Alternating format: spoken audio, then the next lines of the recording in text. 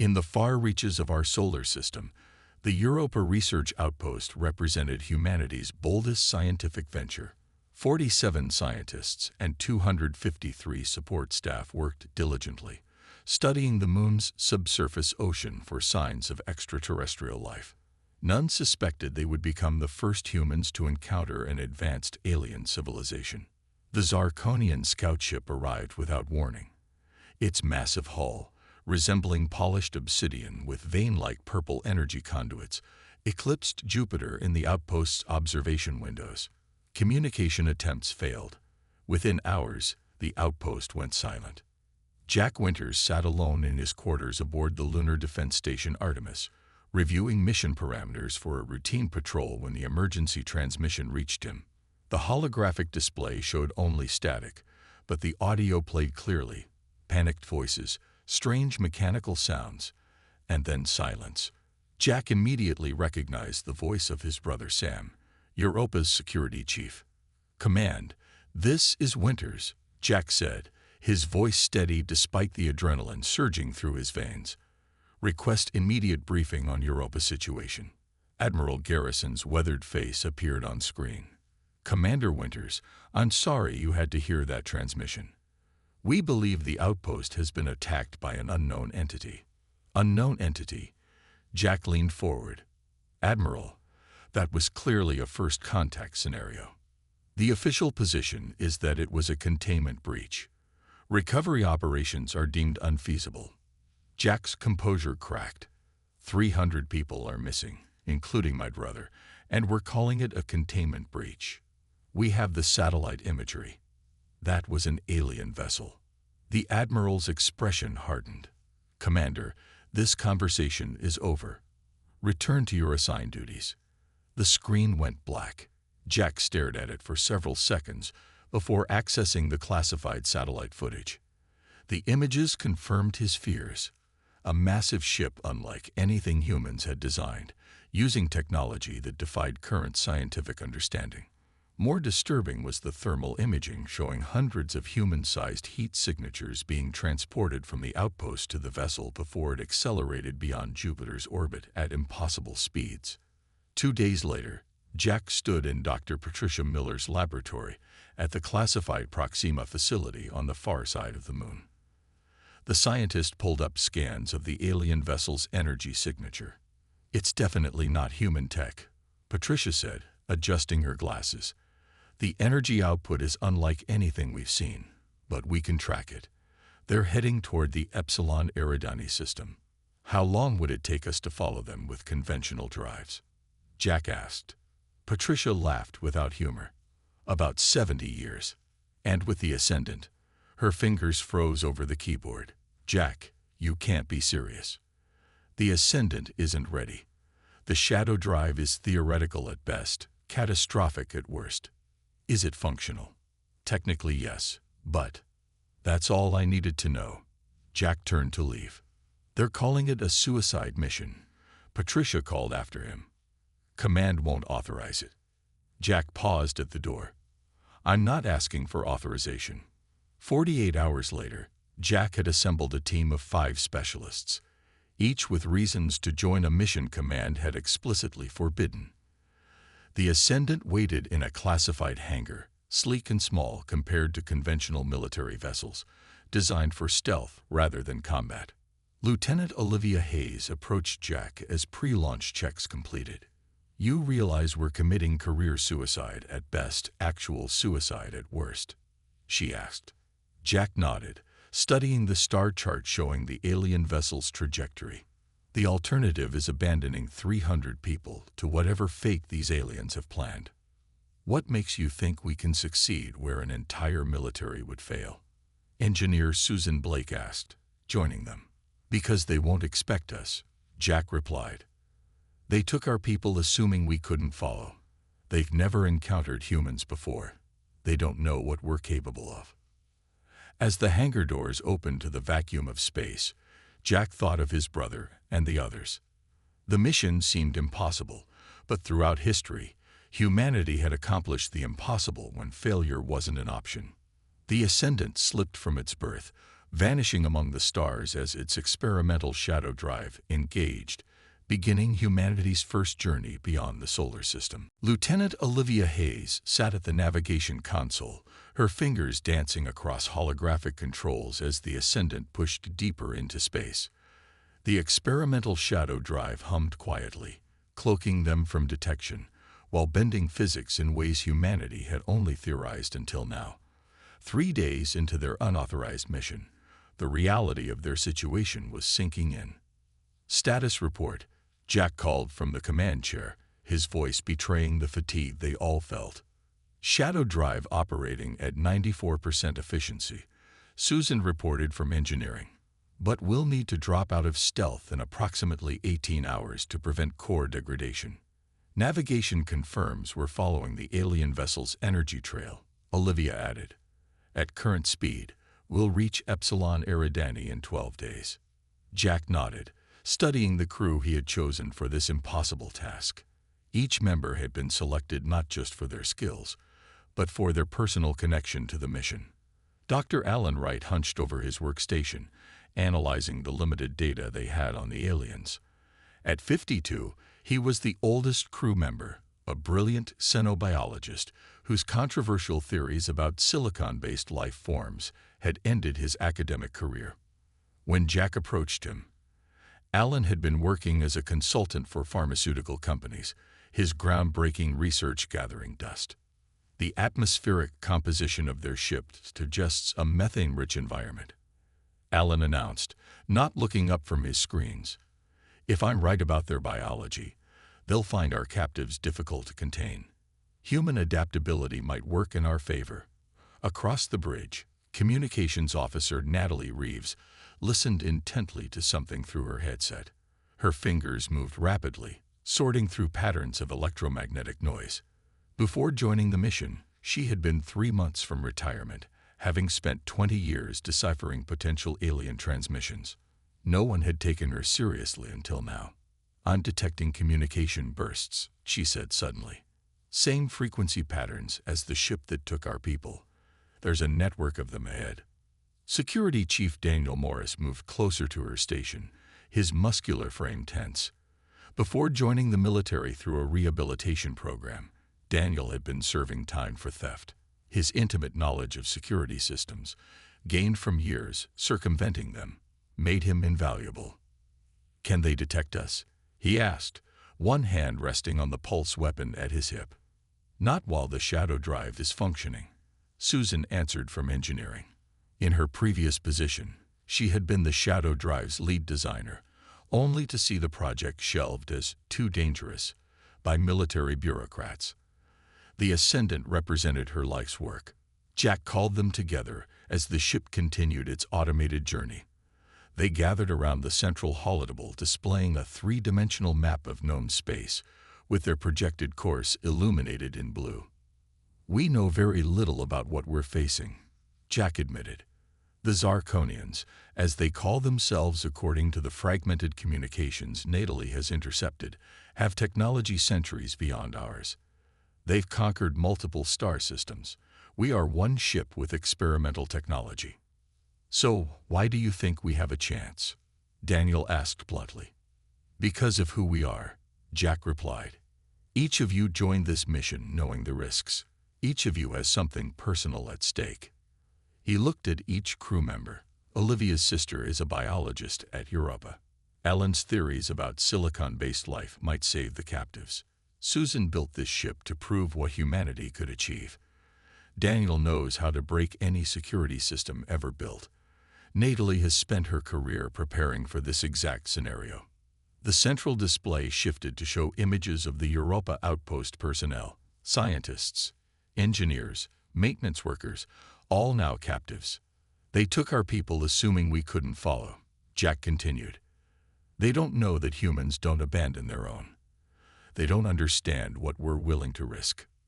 The crew fell silent, each contemplating the impossible odds they faced. Ahead of them lay alien space, unknown dangers, and 300 captured humans. Behind them, court-martial and the end of their careers, if they survived to face consequences. "Get some rest," Jack finally said. In 18 hours, we'll be in enemy territory. The Ascendant dropped out of shadow drive precisely 18 hours later, materializing in an uncharted region of space near a dwarf star. The crew gathered on the bridge, watching tensely as systems powered back up to normal operations. The ship's hull cooled rapidly, dissipating the intense heat generated by 17 continuous hours of stealth travel. Core temperature stabilizing. Susan reported from the engineering station. We need at least 4 hours before attempting shadow drive again. Jack nodded, studying the sensor readouts. Natalie, anything on communications? Natalie adjusted her headset, her expression intense. Definitely picking up Zarkonian transmissions. Much stronger now. Based on signal density, I'd say we're approaching a heavily trafficked region. The main view screen displayed a sea of stars, unremarkable at first glance. But as Alan enhanced the image, tiny points of light resolved into distant structures, artificial constructs reflecting the dwarf star's light. Outposts, Alan said quietly. Or maybe checkpoints. They're arranged in a pattern too precise to be natural. Daniel leaned forward, studying the formation. It's a detection grid. Military standard, just like what we use in the Kuiper Belt, but vastly larger in scale. The comparison was unsettling. Humanity's most advanced defensive perimeter was like a child's toy compared to this alien technology. The Zarkonian Empire clearly had resources beyond their imagination. Olivia worked quickly at navigation, plotting a course that would keep them at maximum distance from the nearest structures. If we maintain current speed and trajectory, we can pass through this region in approximately 10 hours. Shadow drive will be operational again before we reach the densest part of the grid. As the Ascendant continued forward, Alan called Jack to his research station. The xenobiologist had been analyzing the fragmented data they'd gathered about the abducted humans. I've been studying the transmissions Natalie intercepted, Alan explained, displaying a series of complex molecular diagrams. They keep referring to something called adaptation specimens. I think I know why they took our people. The crew gathered around as Alan continued. The Zarkonians are silicon-based life forms. Their biochemistry is fundamentally different from ours. Based on these communications, they appear fascinated by human cellular adaptation mechanisms. What exactly does that mean? Daniel asked. Humans can survive in a remarkable range of environments. We heal from injuries, fight off infections, and adjust to environmental changes in ways that might seem extraordinary to a different kind of life form. Susan frowned. You're saying they're studying us? Like lab rats. More precisely, they're studying how to incorporate our adaptive capabilities into their own biology. Alan replied grimly. These communication fragments discuss genetic extraction procedures. A heavy silence fell over the bridge. The implications were clear. The abducted humans were being subjected to experiments, their biological materials harvested. We need to move faster, Jack decided. Susan, how soon can we risk the shadow drive? Before she could answer, warning alerts flashed across multiple screens. Natalie's hands flew across her console. Massive energy signature approaching from Sector 7. She reported, tension evident in her voice. It's a Zarkonian vessel, much larger than the one that attacked Europa. Have they detected us? Jack asked. I don't think so, Natalie replied. Their course doesn't indicate pursuit. They appear to be on a standard patrol route. The view screen showed the alien ship, a massive construct of dark metal and pulsing energy conduits, easily 20 times the size of the Ascendant. As they watched, it released smaller vessels that began systematic sweeps of the surrounding space. They're searching for something, Daniel observed. Or someone. Could there be other human ships? Olivia wondered. Jack shook his head. Impossible. The shadow drive technology doesn't exist anywhere else. Another alert sounded, this one from engineering. Susan's face paled as she checked the readings.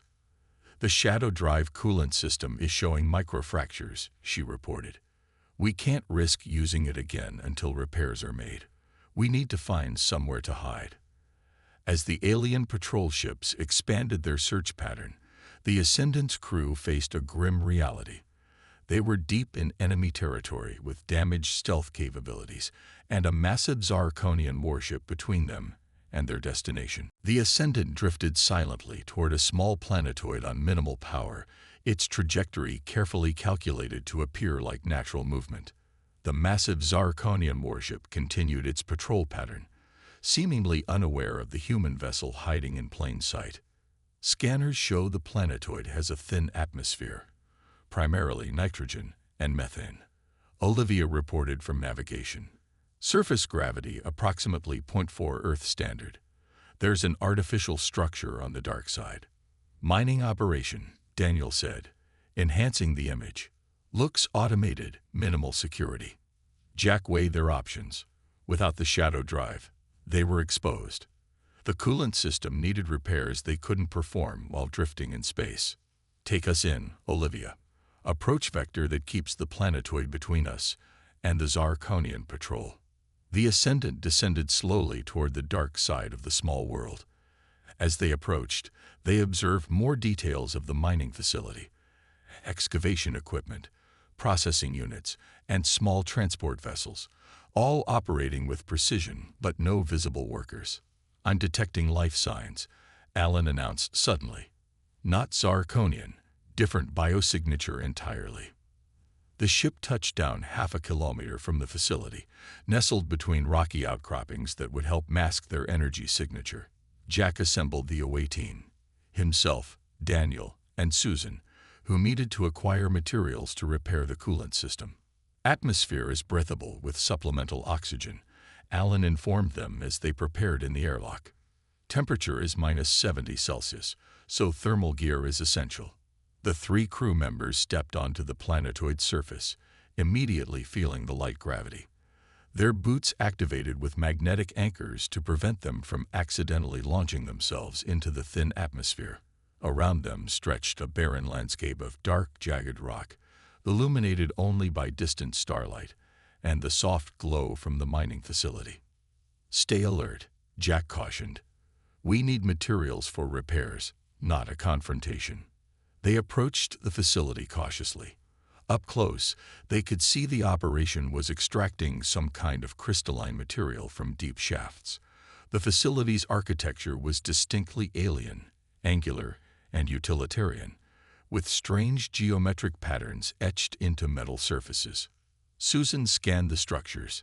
The coolant our system uses shares properties with that crystalline substance. If I can get a sample, I might be able to synthesize what we need. A sudden movement caught Daniel's attention. He raised his weapon, pointing toward a shadowy area between 2 processing units. We're not alone, he whispered. A figure emerged, humanoid but clearly alien. Standing approximately 2 meters tall, it had 4 arms, pale blue skin, and large, multifaceted eyes that reflected light like gemstones.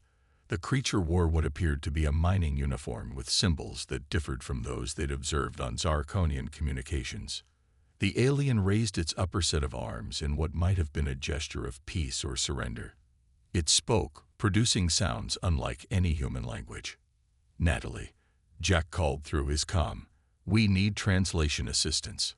Back on the ship, Natalie listened carefully to the audio feed. It's not Zarkonian. Different linguistic structure entirely. Let me run it through algorithms. The alien gestured more urgently, pointing toward the sky, then to the facility, then making a cutting motion across its throat. I think it's warning us, Daniel suggested. Before they could respond, alarms blared from the mining facility. Red lights flashed, and mechanical sounds indicated equipment powering down. Perimeter breach detected.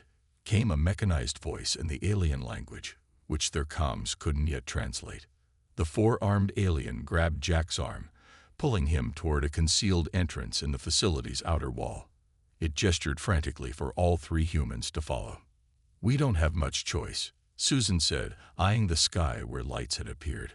Approaching vessels. The 3 humans followed the alien through the hidden door, which sealed behind them. They found themselves in a narrow maintenance tunnel lit by strips of bioluminescent material.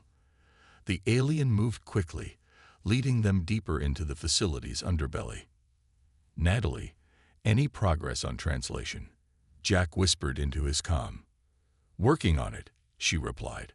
"Based on patterns, I believe this is a member of a species called the Orcs. According to fragmented Zarkonian communications, they're a subjugated race, used primarily for mining and labor." The alien, the Orcs, led them to a small chamber filled with spare parts and tools. It sealed the door and finally turned to face them fully, studying them with those gem-like eyes.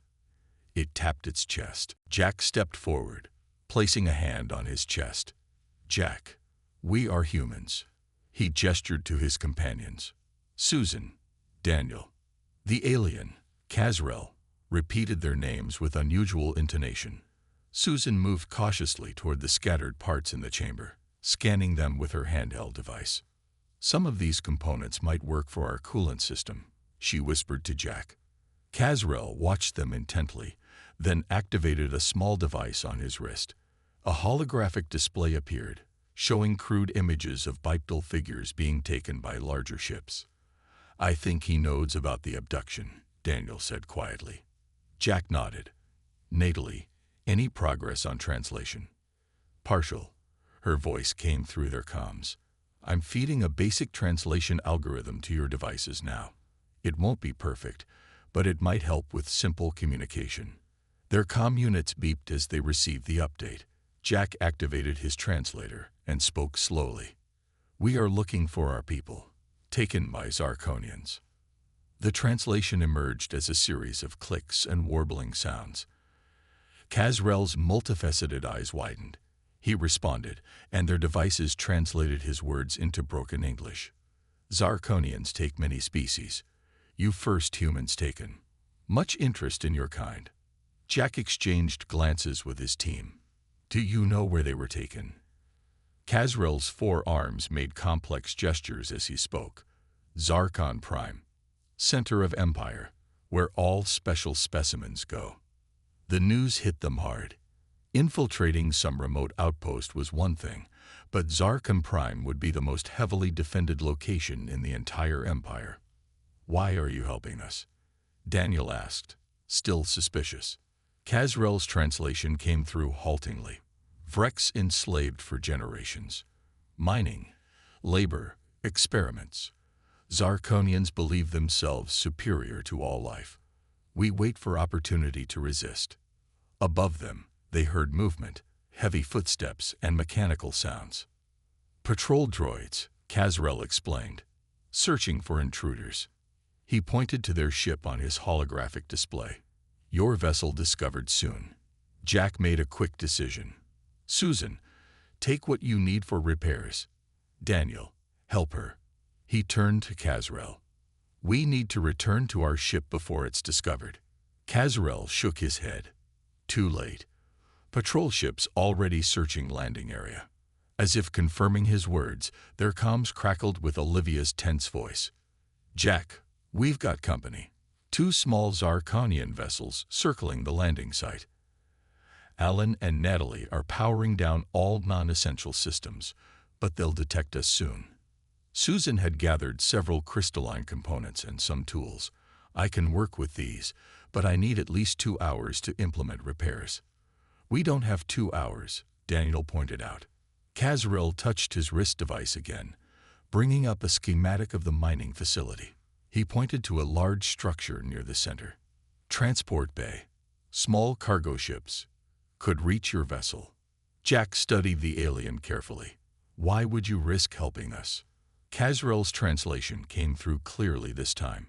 "Zarkonians believe they are invincible because no one challenges them. If humans rescue their people, others might find courage to resist." The sounds of patrol droids grew closer.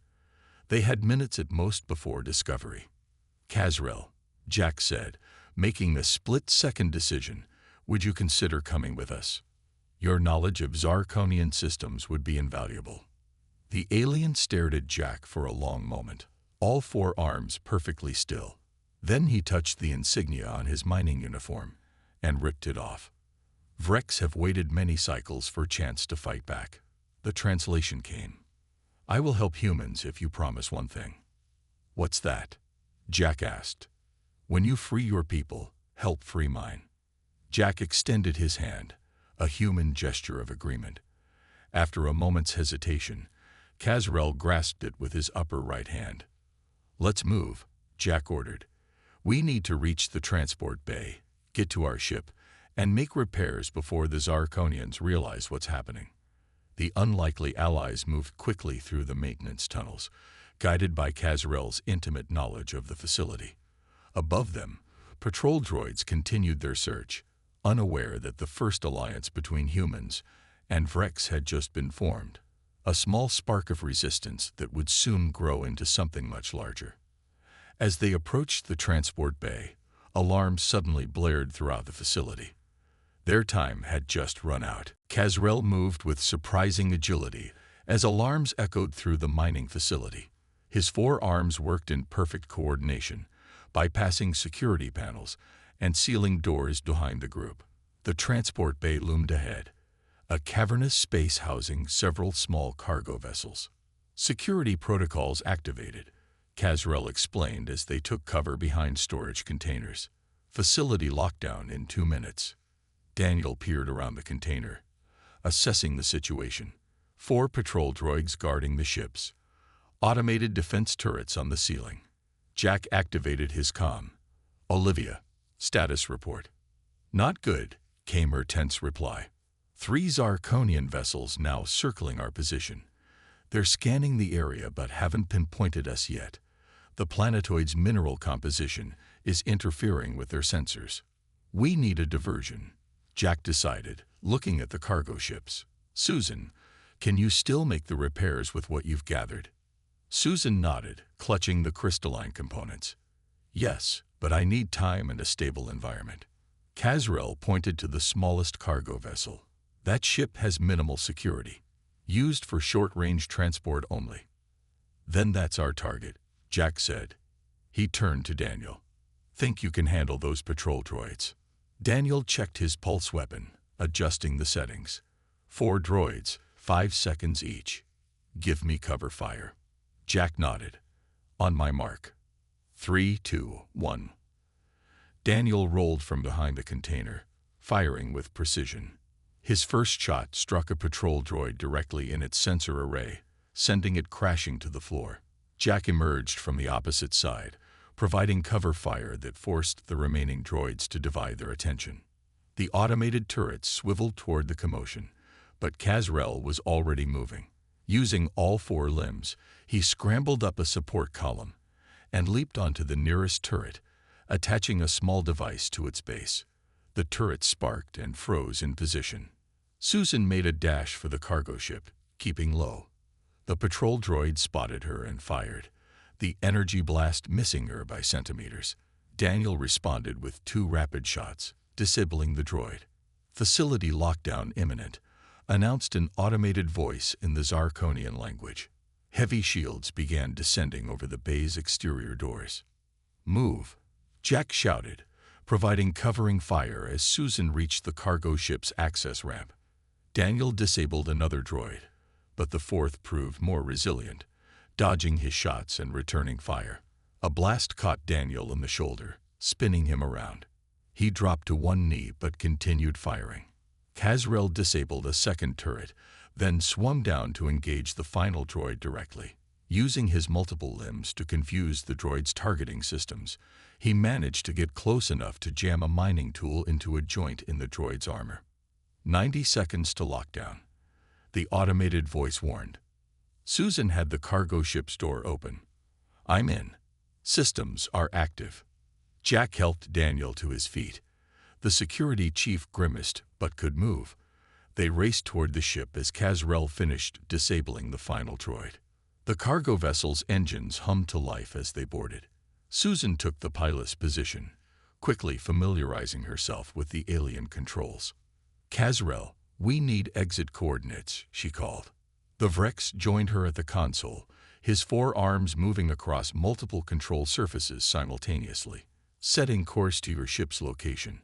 Transmitting false clearance codes now." The transport bay's remaining security systems activated, energy barriers forming between the parked vessels. Automated weapons emerged from concealed compartments in the walls. "Hold on," Susan warned as she engaged thrusters. The small cargo ship shot forward, smashing through an energy barrier. Alarm systems screamed as they approached the rapidly closing exterior shield. "We won't make it," Daniel said, watching the massive shield descending. "Yes, we will," Susan replied, pushing the engines beyond safety limits. The cargo ship scraped under the shield with centimeters to spare, hull screeching against metal. Then they were out, accelerating away from the facility. Zarkonian patrol vessels changing course, Olivia reported over comms. "They'd spotted you." Susan piloted the cargo ship in a low, erratic pattern, using the planetoid's jagged terrain for cover. Casrell continued transmitting false identification codes, buying them precious seconds. "There," Jack pointed to the Ascendant, still partially hidden between rocky outcroppings. Susan brought the cargo vessel down hard, barely 50 meters from their ship. The group disembarked quickly, racing across the planetoid's surface as energy blasts from the pursuing Zarkonian ships struck around them. "Get aboard and prepare for immediate departure," Jack ordered as they reached the Ascendant. The Ascendant burst from the planetoid's shadowed surface, not attempting to hide but instead broadcasting the identification codes Casrell had provided. The pursuing Zarkonian vessels hesitated momentarily, their sensors reading the human ship as a high-priority Imperial transport. "They're holding position," Natalie reported from communications, requesting verification codes. Casrell worked quickly, his four hands moving across the adapted console Susan had prepared for him. "Sending second-tier authentication now. This will buy minutes only." In engineering, Susan raced against time, installing the crystalline components into the Shadow Drive's coolant system. Daniel assisted despite his injured shoulder, handing her tools and holding components in place. Approaching the orbital checkpoint, Olivia announced. On the view screen, a massive Zarkonian structure came into view, a ring-shaped platform bristling with weapons and scanning arrays. "Now comes the dangerous part," Jack said. "Casrell, are you certain about this?" The Vrex's multifaceted eyes gleamed with determination. "When Imperial transports report containment breaches, all other protocols are suspended. They will direct us to the nearest secure facility. And that facility is the Central Processing Station for Zarkon Prime," Casrell confirmed, "where all biological specimens are processed before distribution to research centers." Jack nodded grimly. "Natalie, send the containment breach signal." The effect was immediate. The orbital checkpoint's weapons powered down, and a guidance beam locked onto the Ascendant. "They're transmitting a direct course," Olivia reported, surprise evident in her voice. "And the patrol ships are breaking off." "Imperial protocol," Casrell explained. "Biological contamination takes priority over all other concerns. They believe we carry dangerous specimens that must be contained." "Susan, status," Jack called through the ship's comm. "Coolant system operational," she replied. "Shadow Drive can be engaged in 3 minutes." The Ascendant followed the guidance beam, accelerating toward a spatial anomaly that hadn't been visible before, a jump point leading directly to the heart of the Zarkonian Empire. "All stations, prepare for jump," Jack ordered. "The moment we exit, Susan will engage Shadow Drive." The ship shuddered as it entered the jump point. For a brief moment, reality seemed to fold around them, a sensation of stretching and compression that left everyone disoriented. Then they emerged into new space. Zarkon Prime filled the view screen, a massive planet surrounded by orbital structures so numerous they formed visible rings around the world. Countless ships moved in precise patterns between these structures. "Shadow Drive now," Jack commanded. The ship's lights dimmed momentarily as the experimental drive engaged. On the tactical display, they watched as confusion spread through nearby Zarkonian vessels. Their guidance beam had lost its target. "We're invisible to their sensors," Natalie confirmed. "But they know something's wrong." Casrel directed them toward a massive structure in low orbit, a sprawling complex of interconnected modules. Central processing, he said. Your people will be there, being prepared for distribution to research facilities. Alan studied the biological scans of the facility. I'm detecting hundreds of human biosignatures. They're alive. The crew exchanged looks of relief and determination. They had reached their objective against impossible odds. We'll need to divide into teams, Jack decided. Olivia and I will locate and free our people. Daniel and Alan will secure an escape route. Susan, you'll remain aboard with Natalie and Casrel, ready for immediate extraction. How will you get inside? Susan asked. Even with the shadow drive, we can't dock without being detected. Casrel activated a holographic display showing a maintenance access point. Worker drones enter here. Security is minimal because no one has ever attempted infiltration before. No one has ever had a reason to try, Jack said. Until now. As they prepared for the rescue operation, alarm signals suddenly blared throughout the Zarkonian network. Natalie listened intently to the transmissions. Something's happening, she reported. It's not about us. There's some kind of disturbance on the planet's surface. Casrel studied the communications, his expression changing. Impossible, he whispered. What is it? Jack asked. A Vrex uprising, Casrel replied, wonder in his voice. In the northern mining district. They're fighting back. Daniel looked puzzled. Could they know we're here? No, Casrel said. But word of your mission must have spread through our networks. If humans could come this far to rescue their people, then the Vrex could fight for their freedom, Jack finished.